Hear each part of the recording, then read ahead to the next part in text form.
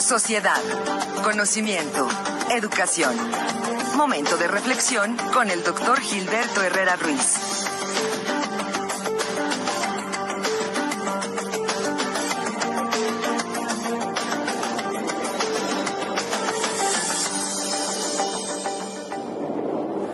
Con 21. Es momento de generar reflexiones en la voz y participación del doctor Gilberto Herrera, que ya está aquí con nosotros en el estudio de Presencia Universitaria. Doctor, ¿cómo se encuentra? Buenos días. Muy buenos días, muy bien, muchas gracias. Un honor siempre. Doctor, preguntarle sobre este tema, las cifras que se presentan por parte del INEGI sobre el tema de la pobreza. Hay buenos resultados al respecto, ya los había comentado también en este espacio, pero muy particularmente se habla de Querétaro en esta semana, después de que el gobernador sale a señalar pues que gracias a su trabajo es que se ha disminuido la pobreza en Querétaro. ¿Qué posicionamiento tiene? Sí, es muy interesante echar culpas de lo malo siempre al gobierno federal y las buenas asumírselas. Y yo creo que, una política prioritaria de todo gobierno en todos los niveles, hablo desde el municipal hasta la presidencia de la República, pues es acabar con la pobreza en este país. Somos una de las principales economías del mundo, o sea, la 13ª o 12ª de más de 100 países que existen en el mundo. Entonces no es posible que un país con esa riqueza pues tenga en estado de lamentable a más de 50 millones de sus habitantes. Y yo creo que ese es el problema. Por el otro lado también tenemos de los hombres más ricos del mundo. Entonces un problema de distribución, un problema no de falta de recursos, sino de cómo distribuimos la riqueza que año tras año todos los mexicanos colaboramos en esa participación. Y sí, no dudo que todo mundo aporta en estos buenos números que se dan, pero habrá que especificar qué políticas, y eso es lo que tendría que hacer el gobierno estatal, qué políticas ha implementado que han contribuido a sacar a familias de la pobreza. Yo creo que eso es lo fundamental. Te puedo hablar por el lado de la política del gobierno federal, del presidente López Obrador, el programa de adulto mayor, por ejemplo. ¿Sí? Empezó con 600 pesos al mes. Antes de él lo subió al doble, a 1,200. Con 1,200 todo adulto que recibe ese dinero seguía estando en pobreza extrema. Lo fue aumentando, ¿sí? Y a partir del año pasado, el monto que se le está dando a todo adulto mayor permite sacarlo de la pobreza extrema, ¿sí?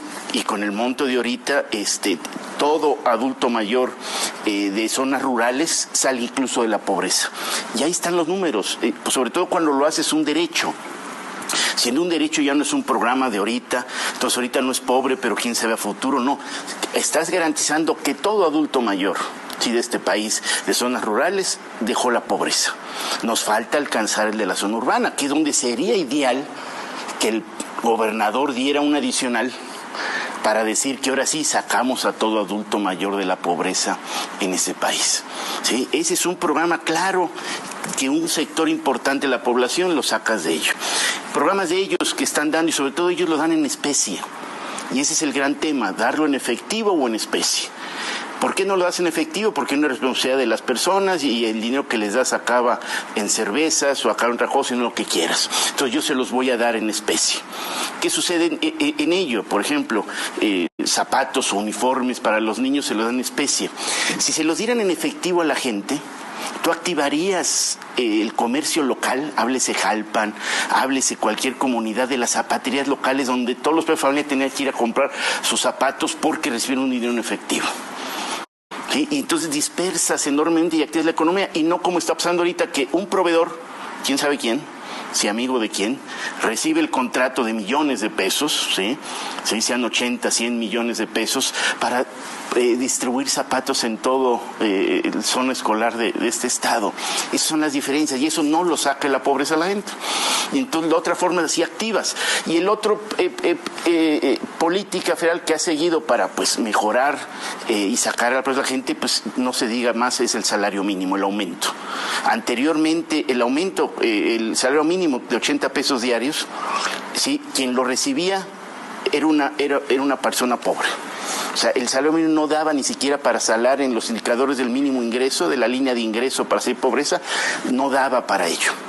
Actualmente ha subido, sí, de 2.000, empecemos con 2.400, ya va en 6.300, fíjate el aumento, y la inflación no se ha ido a 3 veces más ni nada. Eso ha permitido también el sacar a mucha gente de pobreza, porque con ese ingreso ya mejoras. Nos falta todavía mucho mejor por hacer, ¿eh? De acuerdo a Naciones Unidas y a la CEPAL, sí sacamos la vida del pobreza. Pero no, de acuerdo a los hijos de México, todavía nos falta más para que una familia de 4 con un salario mínimo tenga una educación digna, una alimentación digna, y una vivienda digna. Entonces todavía falta por hacer, y esas son las políticas, de tal manera que las corcholatas presentes, futuras y del frente y de todos, tendrán que ser su política, no ver la política social como una cuestión de dádivas, como una cuestión de generosidad para ganar simpatía, eso, sino es una política de un derecho de todo mexicano, de que si está trabajando o trabajó toda su vida en este país, tenga derecho a una vida digna y por lo tanto salir de tener un ingreso que lo saque de la zona de pobreza. Yo creo que ese es el tema. Entonces yo creo que al gobierno estatal le falta mucho. No dudo que su percepción ayude, pero no creo que pueda, y es una irresponsabilidad de parte del gobernador decir que gracias a sus políticas él ha logrado sacar a 200,000 queretanos de la pobreza en el estado. Yo creo que es una posición excesiva y debería de contribuir que junto con los gobiernos en todos los niveles se ha logrado un conjunto por ello. Y un tema específico, discapacidad. Somos de los pocos estados que la discapacidad no es universal todavía. El presidente ofreció que ponía un peso y si el gobierno estatal ponía otro peso, se hacía universal porque ahorita solamente cubre a los menores de edad. O si alcanza el presupuesto hasta los 29 años, pero de 30 hasta los 64 años no hay ninguna cobertura para familias que tengan algún miembro en discapacidad. El presidente ofreció, lo único que tenía que hacer el gobernador es poner 100 millones de pesos y lo hacía universal, otros 100 millones ponía el gobierno federal y no lo ha hecho.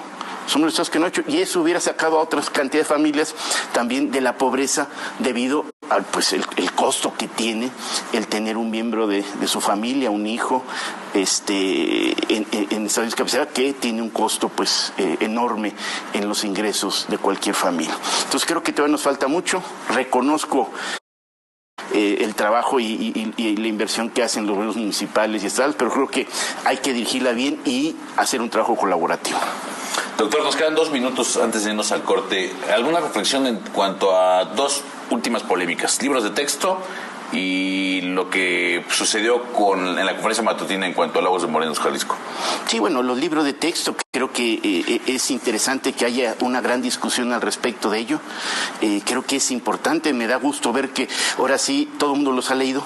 Bueno, dicen que los han leído. Lo han leído, pero bueno, los han criticado y por lo tanto algo han leído parte de ellos y es importante.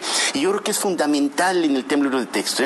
Yo lo vi como director de la Facultad de Ingeniería, las deficiencias con las que nos llegan los estudiantes. Es más, y como rector a nivel prepa, si a nivel prepa pidiéramos un examen aprobatorio, o pedíamos en aquel tiempo, no quiero hablar de la actualidad de ahorita, pero si en aquel tiempo hubiéramos pedido que todo alumno que aprobara el examen de admisión de la prepa de la universidad tuviera un lugar, nos quedamos con sillas vacías, Y ustedes los ven en los puntajes, cómo estamos recibiendo alumnos con puntajes reprobatorios. Tenemos un puntaje de 0 a 100 y recibimos alumnos hasta con 32 puntos de 100. Entonces hay una deficiencia ahí y un gran trabajo por hacer, y ha sido un tema de que hemos hecho un sistema educativo basado en la memoria. 2x2 es 4, 3x4, ahí llenar planas y no de entender. Cuando analicé yo el sistema alemán de admisión, vi que no preguntaban cuestiones de memoria. Entonces, eran conceptos de entendimiento.